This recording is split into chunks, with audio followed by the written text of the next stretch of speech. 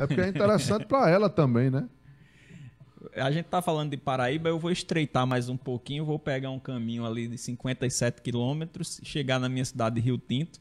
Rio Tinto é importante para a história da Paraíba ou é bairrismo nosso também lá em Rio Tinto? E aí o pessoal de Rio Tinto tá acompanhando aí, que sempre acompanha o nosso podcast aqui. Dá uma audiência gigantesca lá. Eu cheguei na cidade, o pessoal, pô, tá muito legal, tô acompanhando e contando, que é bom quando o cara diz que acompanha e conta um pedaço do que aconteceu, como você fez agora com o Ângelo, né? Mas assim, Rio Tinto, hein, no meio dessa história da Paraíba. A tia da minha esposa não mora em Rio Tinto? É mesmo, cara. Rapaz, às vezes eu tenho a impressão que todo mundo tem alguém que mora lá, Rio né? Tinto, E eu frequentemente encontro gente de Rio Tinto em todo lugar que eu vou no Brasil. Eu não sei fora porque eu nunca fui, né? Mas em todo lugar do Brasil eu encontro alguém de Rio Tinto. Eu sempre digo a Vânia é pernambucana, ele tá vendo, Vânia? Rio Tinto vai dominar o mundo. Inclusive, deixa eu até mandar um abraço para ela, né? Diana, um abraço para você. É uma pessoa muito culta, lê muito. Gosta muito também, me acompanha muito em rede social. Uma vez eu fui passar um trote para ela, por áudio, né, de WhatsApp, telefone, ela reconheceu minha voz na hora. Você tá achando que eu não assisto suas coisas, não, é? Então vamos lá. Rio Tinto. Rapaz, Rio Tinto me chamou a atenção em que aspecto, Romão? Como eu já disse, né? A história da Paraíba não tem mais no vestibular. Mas aí eu dou meu jeito, né? Eu dou minhas pernadas aí. O que é que eu faço? Eu incluo em algumas horas, no que eu posso, naquilo que está dentro da discussão. Então, essa semana que passou, inclusive, eu estava dando aula exatamente... Eu fiz a postagem, foi ali que você interagiu comigo. Então, Rio Tinto chama a atenção por quê? Porque lá você tem uma cidade de operários, que não era para ser uma cidade de operários, né? Porque você tem toda uma ligação com tradição indígena, na verdade, então deveria ter, na verdade, toda uma ligação com a questão indígena. Mas como chama mais atenção e o poder financeiro desse patronato aí de fábrica acaba sobrepondo toda uma cultura nativa, né? Você é da cidade, sabe, se dialoga melhor com isso do que eu, inclusive. Mas eu não sou historiador. Mas você tem a vivência, né? De compreender de que há mais uma identidade com a ideia de ser uma cidade de operário, de fábrica, de isso, aquilo outro, do que com indígena. Isso, e verdade. Essa identidade com índio fica mais para a Baía da Traição, né? Eu concordo com você. Embora hoje eu chegue em alguns setores da cidade e seja um pouco repreendido, porque eu acho isso. Eu acho que hoje até menos, mas... É muito forte essa questão da cultura operária lá em Rio Tinto. E da cultura indígena é uma coisa de 2002 para cá, quando o Lula resolve fazer aquele recadastramento dos remanescentes indígenas. Você deve lembrar muito bem disso. Sim, né? Sim, claro. Mas lá ainda há uma cultura operária muito forte. Eu concordo com você. É uma identidade muito forte com a ideia da fábrica, da cidade, etc, etc. Então vamos lá. Então, o que é que chamou a atenção em Rio Tinto? Rio Tinto tem uma família, né, chama a família Lundgren, que investiu na cidade. Alguns dizem que roubou, outros que não, enfim. Vai para a versão de cada um.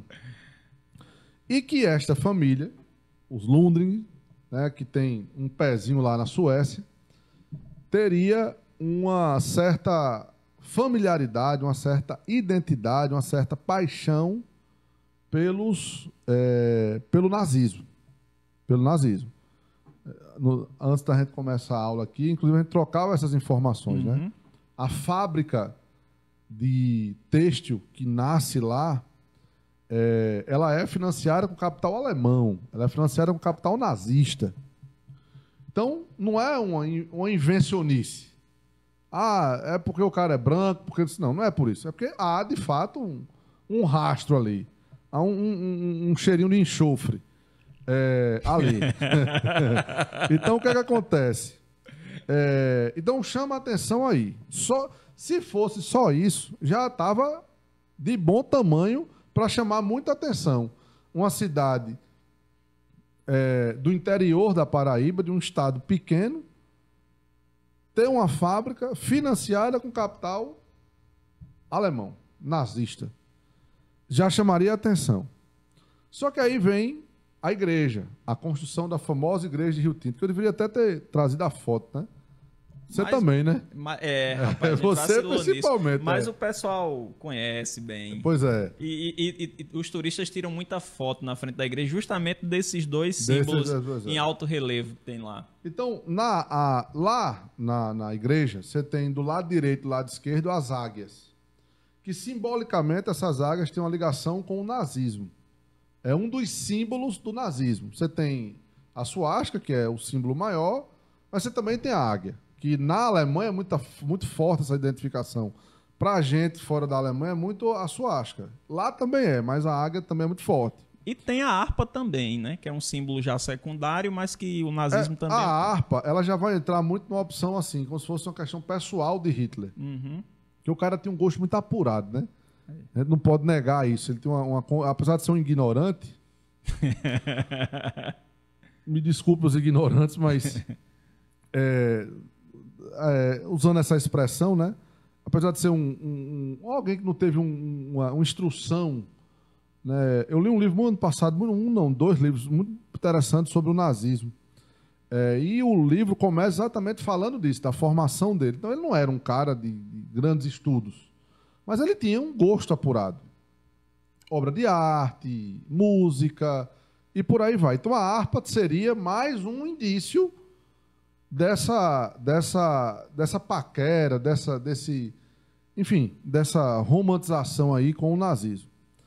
Bem, não bastando a harpa e as águias...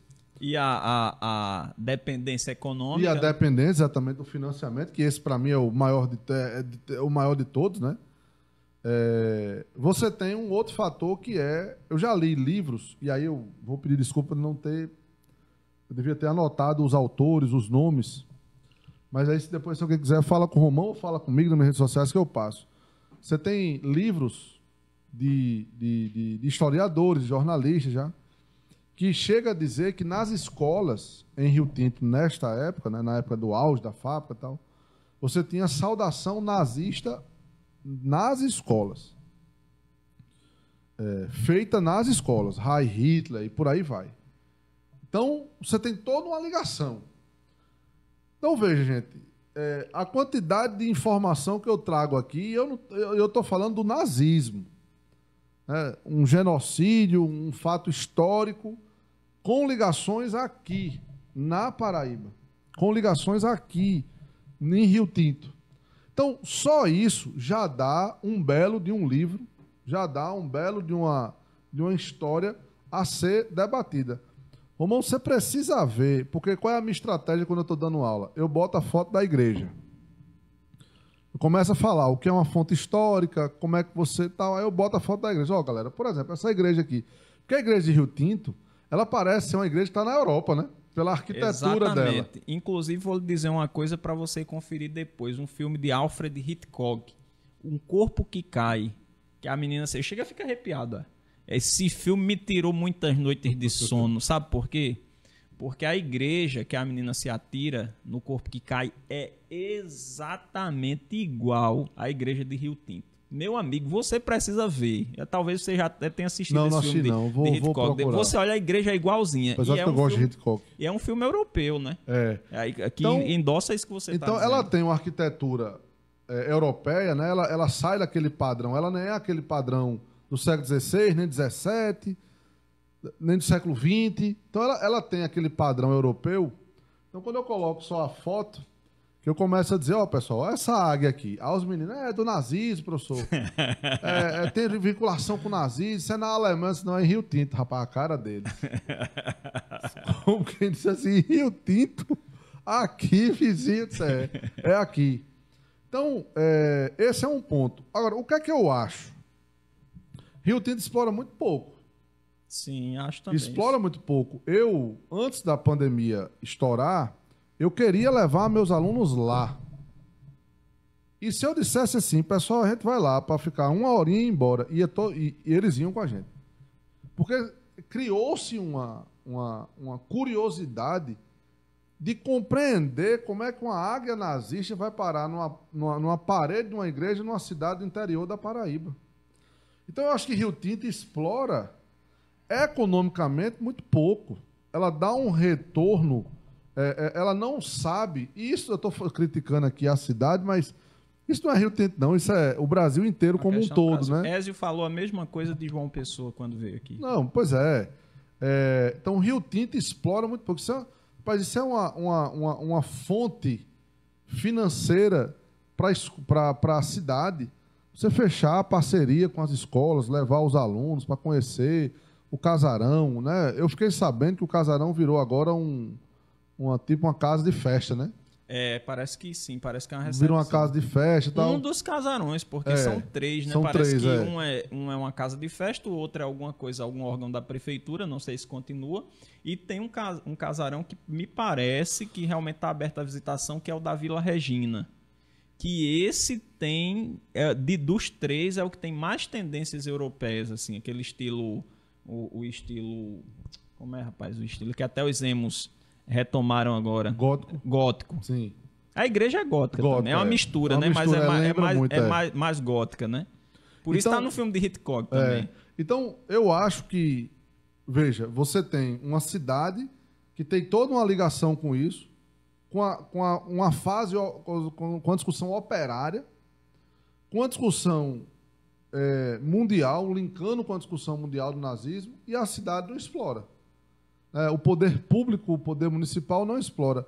Às vezes, Romão, eu acho que isso é muito proposital. Porque a partir do momento que você torna uma cidade mais cosmopolita, mais dialogando com outros lugares, o poder do apadrinhamento vai diminuindo. Então, possa ser que político não é besta, né? Ele compreenda isso, né? Ô, Rafael,